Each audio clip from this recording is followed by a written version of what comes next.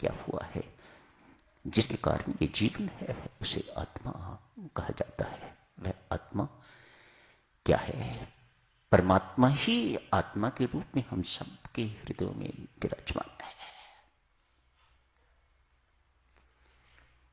मृत्यु तो साधक अवश्य भावी है। इस आत्मा के बारे में बहुत जानकारी गीता जी में है। स्वामी जी महाराज ने भी गीता सार के अंतर्गत लिखी, उपनिषदों के अंतर्गत भी लिखी है। हर साधक को पढ़नी चाहिए। कल भी आप जी से अर्ज की थी, जब तक व्यक्ति देह बुद्धि नहीं छोड़ता, जब तक उसकी देह बुद्धि खत्म नहीं होती, जब तक व्यक्ति अपने आप को देह मानना बंद नहीं कर देता, अपने असली स्वरूप को जान नहीं लेता, मैं आत्मा हूं, अजर हूं, अमर हूं, मुक्त हूं, अविनाशी हूं, शुद्ध हूं, प्रबुद्ध हूं, आनंद स्वरूप हूं, जब तक अपने असली स्वरूप को वे जान नहीं लेता, तब लाखों करोड़ों की संख्या में किया हुआ जब से आपको शांति परमानंद नहीं दे पाएगा। जिंदगी में अभाव आपको खटकता ही रहेगा। इतनी महत्वपूर्ण है ये जानकारी। संत महात्मा समझाते हैं, बहुत सूक्ष्म है। कल आप जी से अर्ज की थी, इसकी तुलना, आत्मा की तुलना विद्युत शक्ति से, इलेक्ट्रिसिटी से की जा सकती है। बल्ब जलता हुआ दिखाई देता है, लेकिन बिजली दिखाई नहीं देती, जिसके कारण बल्ब जल रहा है। ये बल्ब रोशनी दे रहा है। ये ट्यूब रोशनी देती हुई दिखाई देती है, लेकिन जो रोशनी दे रही है वह दिखाई नहीं देती, जिसे बिजली कहा जाता है, इलेक्ट्रिसिटी, विद्युत शक्ति कहा जाता है। ठीक ऐसी ही आत्मा है। ये शरीर तो दिखाई देता है, चलता फिरता, बोलता, काम करता, सब कुछ करता दिखाई देता है, लेकिन जिस शक्ति से ये शरीर चल रहा है वह शक्ति अव्यक्त है। उसे आत्मा कहिए, उसे परमात्मा कहिए, एक ही बात है। वही परमात्मा हमारे शरीर में विद्यमान है, सूक्ष्म है। दुख सुख भूख प्यास दिखाई तो नहीं देते, महसूस होते हैं। कहते हैं इसी प्रकार से ये आत्मा सूक्ष्म होने के नाते दिखाई नहीं देता, लेकिन महसूस होता है, इसलिए इसकी अनुभूति कहा जाता है। दर्शन कम कहे जाते हैं, अनुभूति कहा जाता है। ये अनुभव करने की चीज है कि ये आत्मा है और वह मैं हूं। मैं देह नहीं हूं, मैं इंद्रियां नहीं हूं, मैं मन नहीं हूं, मैं बुद्धि नहीं हूं, मैं प्राण नहीं हूं। ये साधक जनों, ये जब राम राम की तरह निरंतर हमारे अंदर चलना चाहिए, बहुत लंबा अभ्यास चाहिए, तब जाके तो आदमी को वास्तविक अनुभूति होती है अपने अस्तित्व की, है अपने स्वरूप की। मैं क्या हूं? इस स्वरूप को जानना ही जीवन का लक्ष्य है। शबरी को भगवान श्री कहते हैं, अरे भामिनी, जानती है मेरे दर्शन का परम लाभ क्या है? व्यक्ति अपने स्वरूप में स्थित हो जाता है, उसको अपने स्वरूप का तत्काल बोध हो जाता है। मैं इनका अंश हूं जो मेरे सामने खड़े हैं। मैं ये जड़ शरीर नहीं हूं, मैं ये नश्वर शरीर नहीं हूं, मैं वह नहीं हूं जिसको जला के राख कर दिया जाता है। मैं तो अजर अमर आत्मा हूं, उस परमात्मा का अंश। इस शरीर का विस्मरण होना चाहिए और परमात्मा का, आत्मा का सदा स्मरण होना चाहिए। राम राम करना अर्थात परमात्मा का स्मरण करना एवं संसार का विस्मरण करना। पूज्यपाद स्वामी जी महाराज से अंतिम दिनों में जब वो बीमार थे,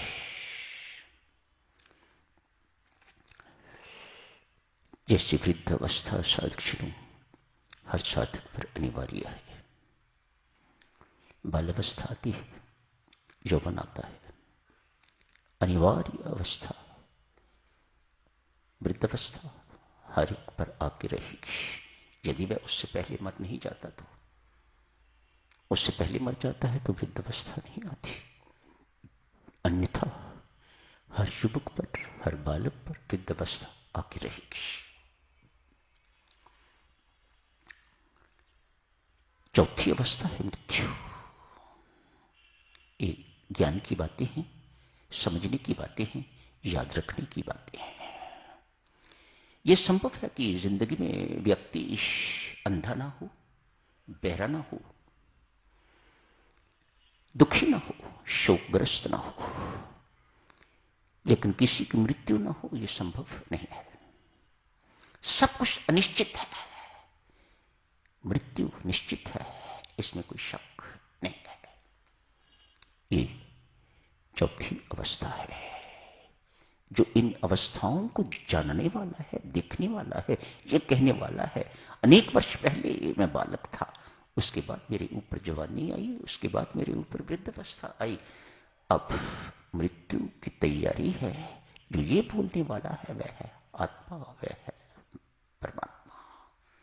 जो ये कहता है मैं रात बहुत गहरी नींद सोया, कौन है ये कहने वाला? तू तो सोया पड़ा है, शरीर तो सोया पड़ा है, मन भी सोया पड़ा है, फिर कौन है ये बोलने वाला? जो ये जानता है कि तू गहरी नींद सोया, रात सारी रात करवटी बदलता रहा, नींद नहीं आई, सारी रात स्वप्नों में व्यतीत हो गई, जो ये बोलता है वह आत्मा है। स्वामी जी महाराज से कोई पूछने की हिम्मत करता, स्वामी जी महाराज आपकी तबीयत कैसी है? बड़ों से ये बातें पूछी नहीं जाती, नहीं बड़ों को ये बधाई दी जाती है, कांग्रेचुलेशंस, जन्मदिन की बहुत बहुत बधाई। बड़ी हिम्मत चाहिए ऐसे लोगों को ऐसा करने के लिए।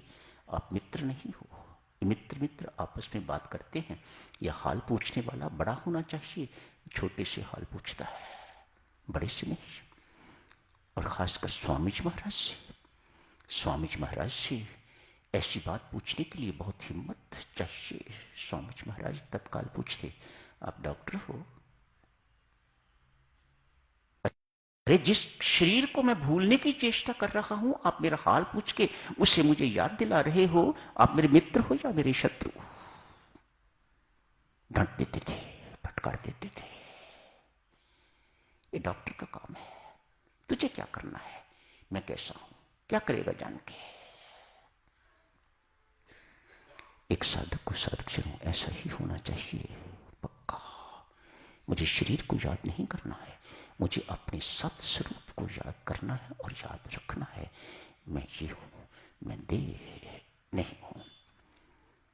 कल इस चर्चा को और आगे जारी रखेंगे।